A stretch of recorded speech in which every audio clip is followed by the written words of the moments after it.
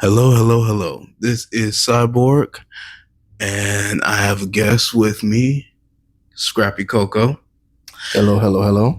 and we're going to be starting something new at least once a month called Anime Corner, where we both review anime and also give our not expertise on different anime and manga, but what we think about it. And the one that we are going to be starting is The Red Ranger Becomes an Adventurer in Another World. Never seen it, first time hearing about it. We're going to go into this blind because I've instructed myself, Bumblebee, along with Scrappy Coco, to not look at any reviews on this. So we are all going into this blind and seeing how it is. For right now, I believe it has, give me a sec, 7 episodes. What we're going to do is watch the first 2 episodes and give a short review, and we'll be right back after that. All right, so we just finished the first 2 episodes of The Red Ranger Becomes an Adventurer in Another World. So, first thoughts on this is, not gonna lie, it is kind of cheesy, but in a good way. Like, it is too drawn out with friendship and magic and the power of friendship. I think the word you're looking for is cringed to the max.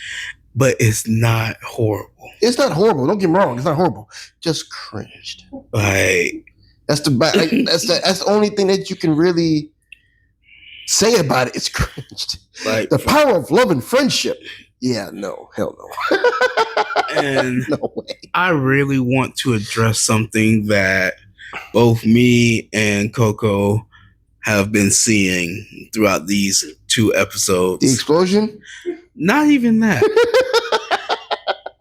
The fact that they actually had a pose. No. A decent pose. Band-Aids. Oh, yes! Yes, oh my goodness. The Morpher, don't get me wrong, a good design, I respect it. But Band-Aid, we've been saying this since episode 1. It's the cartridges. They are Band-Aid shaped. And they go back in time to his own world. And turns out that he's a part of, what is it called? The Adhesive Click. Pretty much. And what's on top of a Band-Aid? Adhesives. Oh my now, God. You got Bumblebee saying it looks like, what'd you say it looked like? A USB drive is what I was saying. She said it looked like a USB drive. Both me and Coco said, nah, those are Band-Aids. Complete Band-Aids. Like, you can't say otherwise. And then they end up saying adhesive. And it's like, yep, nope, Band-Aids all the way. Yep, completely. Now, in this new world, he can apparently summon all 5 of the spirit animals to make up the Megazord of sorts. And all he needs is other people and the bonds that they share. Cringe friendship. I'm not letting it go. I'm not letting that go. And not only that, but they have a cannon. And to power that, everyone has to have mutual respect for each other. A bond. Which I understand. You must have mutual respect to keep things going. But that was still cringe. Okay, I was going to say that, but all right, cool. It is so cringy. Now, it's so cringy. It's so cringe to the point that it's actually still good. Either way you put it. Okay. I mean, they do a lot when in the name of friendship and bonds, which is literally cringe, but it's actually a great outlook because for those that of our generation time that knows of Power Rangers, well, they never had friendship. I mean, they were all cool, but you know what I'm saying. But to really put it to really, if you guys can bear with me for a minute, to really put together old school Power Ranger mechanics into anime and bring it together. Like that, no one ever expected that to be a good chemistry to make this. No, I mean, don't get me wrong. There has been talks since Power Rangers been out that it should be an anime. Like people have animated Power Rangers, but they use the American version of Power Rangers. And not to mention it's isekai as well too. Yes. So they're leaning more towards the Super Sentai. That is the Japanese-based Power Rangers. That is where the American Power Rangers got all their suit-ups, fights, everything. Japan made a lot of money. Oh yeah, no doubt. So we have a few theories that we want to just read off real quick. You want to go first? Sure. So the first theory would be is, what if defeating the current scepter holder would reduce the what if the current scepter holder, which is evil, that's terrorizing the royal capital, would that be an answer to send Red home? That is actually a good theory. I mean, it's a plot that put in perspective, actually. This is true. This is very true because in the first episode, we at least get a background of why the secondary character, I can't remember her name, it's going to come to me later. But for right now, the secondary character, I'm going to call her Purple. Why she's trying so hard to get back into the capital for the namesake of her family. Because she's trying to restore her family back into where it's supposed to be. Correct, because there was a battle between her dad, who was the lead scepter, and challenger. Another family member who was the lead of his family or her family. And they won. Purple's family lost, so they got kicked out of the capital. Right. Now, currently, she is a no-name noble. Mm-hmm. Which that actually does happen in most animes. And I'm thinking real life as well. There are some no-name nobles, which is interesting, might I add. So, moving on to the next one. Possible romantic interest with Purple. Now, see, the reason why I would like to discuss that theory is because in every anime, I mean, I'm not saying every anime, but during the end of the first episode into the second, it's not ongoing, but you can see a slight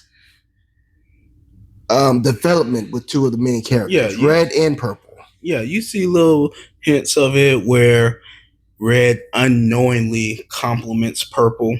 I mean, he's oblivious. I'm gonna be real with you on that. Yeah, I'll say how it is. He's a golden retriever, and if you know, you know. Leave it alone. But yeah. So I can say I agree with that for the time being, until we see more people, because you never know. I don't think it's going to happen, but he might end up developing a harem. Well, no comment. But no comment on that one. Cyborg, no comment on that one. But what I will say is this, though. The power of friendship basically entails of many directions of love as well, too. So it could be a possibility. Very, very true. Now, that harem thing is just one of those possibilities. I'm not going to say yes to it because I don't think that's how this show is going to go. But I've been watching anime for a very long time, so I'm not ruling out anything. At this point, anything and everything is a possibility. Yeah, of course. You want to read off the third one? Sure. So the next theory we specified is Red will find another team in the new isekai world he's in and form powerful bonds and sort out his own answer how to get back home. Yeah. So I thought, like, with him being away from his main team and in the world, he would find more teammates to help him out into going home. And sure enough, Purple offered to help him.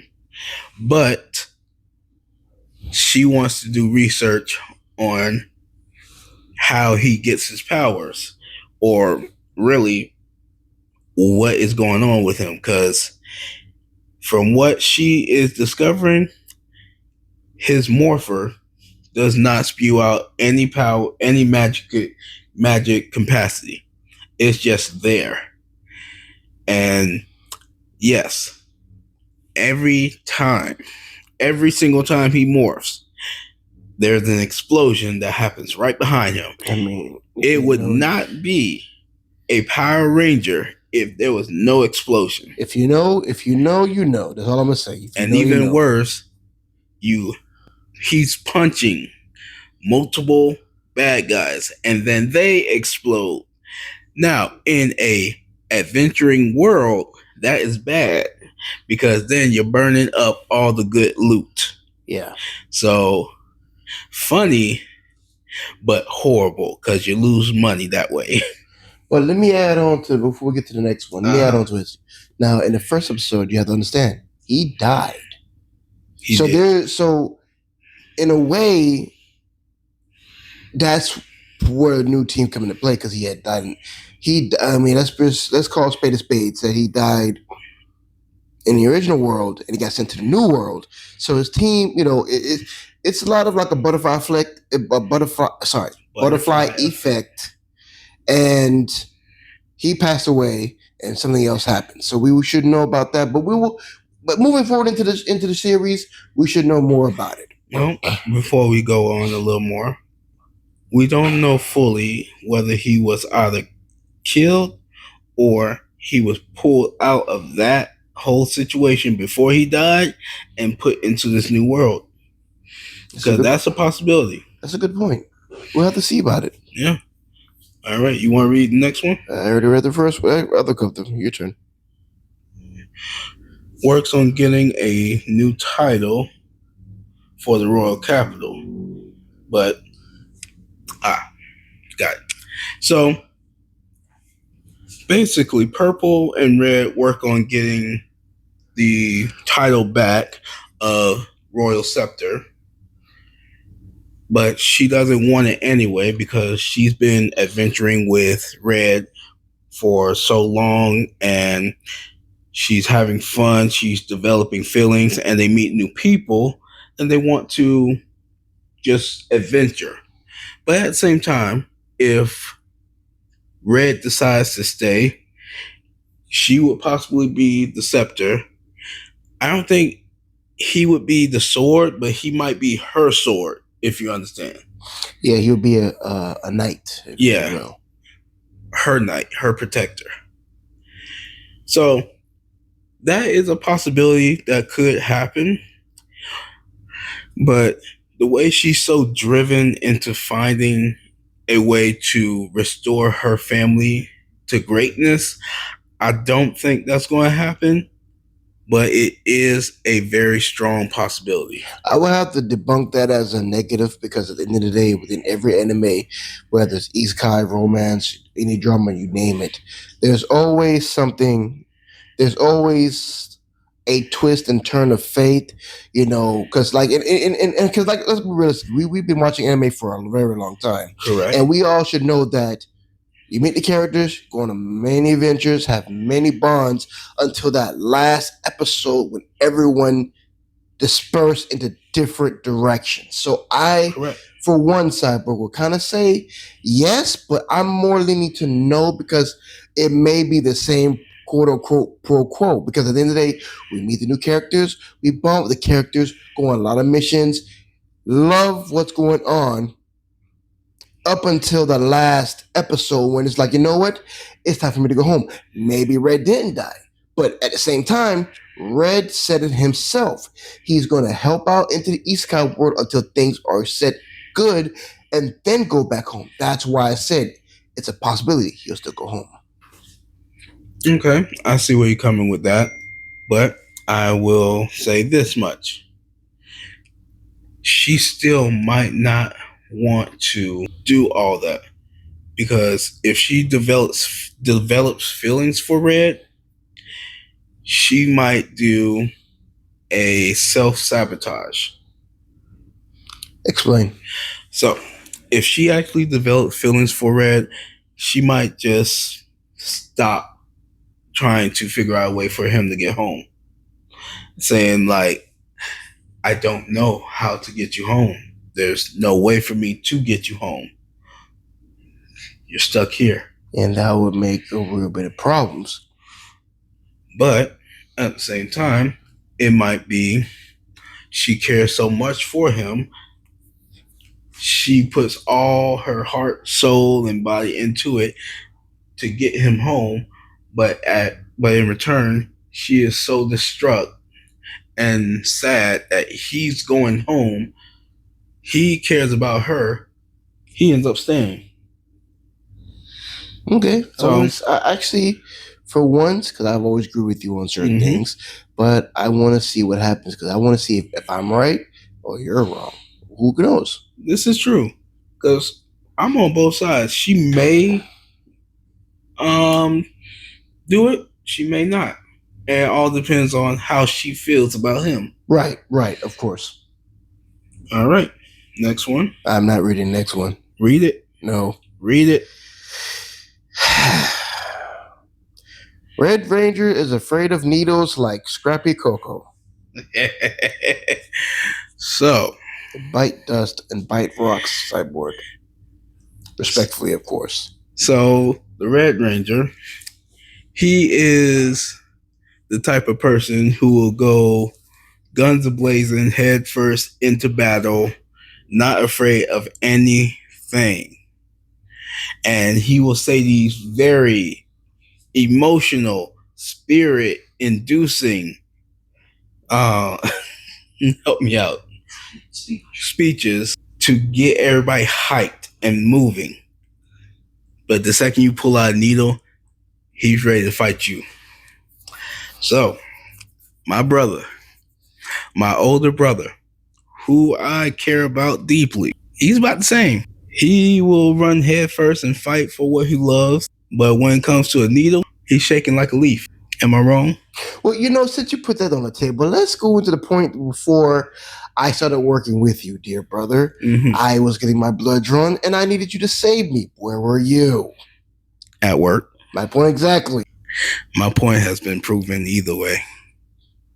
He's afraid of needles, but we still love him anyway. Oh, bite dust. So the next theory is the introduction to new team members. Now, in the second episode, it was because in most anime, it always give you the hint of what's yet to come, which it actually did. And there's like 4 possible new teammates. 4 of them. But realistically, because they were in the title scene, the beginning of it, there was only 2. I'm going to talk about the 2 from the title scene. We don't know their names, but they were at the end of the second episode. One is obviously a master class swordsman. Obviously, because the way he takes down people, flawless. And the other one, she looks like she could be a mage, but she might be a summoner from what the intro depicted. I'm not entirely sure on that, but once we continue watching, you guys will know along with us. Now, as for the second 2, I'm not too keen on them being a part of the team because at first, in the first episode, they were answering a job for Purple to find some magic crystals, to which they call it, what do they call it again? Battle crystals, I believe. I'm not even sure. Well, no, we're just gonna call them magic crystals. Metal, something metal or something ore. No, not magic metal. Mana metal. Mana stones. Something like that. So I think it was mana metal. So they were fighting Purple's golem, and they were getting their butts kicked. So she didn't hire them. She pretty much had the golem take them away. Now, then they meet up in the second episode, and they were about to go at it with Purple, but Red stepped right in the middle and said, hey, how about we sell this with a dungeon crawl, basically. Whoever finds the biggest game wins. And what Purple wanted was, you take back what you say and you never speak of it again. What the other two wanted was, and this is what Purple offered, I am yours and you can do whatever you want, basically. So there was an agreement to all, and then they went in. We're going to speed past all of the flashy explosions and the big robot coming out of nowhere that couldn't fit in the cave into the cannon. Now, they were fighting a big skeleton looking demon. It looks like something off of Jujutsu Kaisen. Correct. So they had to fight this thing. Red said that he has a weapon that should be able to kill it one blow. They used said weapon. It's a huge cannon. But he said misfired because there was hate in people's hearts. Well, actually, it was animosity. He said hate. Hate, animosity. Same difference in his world. Yeah. Now, after that, they fought the Skeletor-looking thing for a little bit. They started to respect each other. Red got another power boost saying, I feel your friendship. Cringe. I get power. And also cringe. Okay. So then they try the cannon again, and it works this time. Again, cringe, but it works. So the next one, and that is, we said introducing new teammates. Yeah, the next theory was Red Ranger gets an upgrade, possible battle suit. Yeah, I'm gonna let you get this one, Cyborg, because I didn't really see the point of it. But go ahead. No, the only reason why I say that is because Purple. She might end up adding magic to his whole his whole suit, and it might end up doing something more and turning into its own battleizer. Like, yeah, that makes sense, because if you're in a new world, you're gonna adapt to their powers to the new world. That makes exactly. Okay, yeah. So that's why I'm like, it's a possibility. I don't think it's going to work that way, but would I love to see that? Yes. Do I think it's going to happen? Nah. That would be pretty cool to see.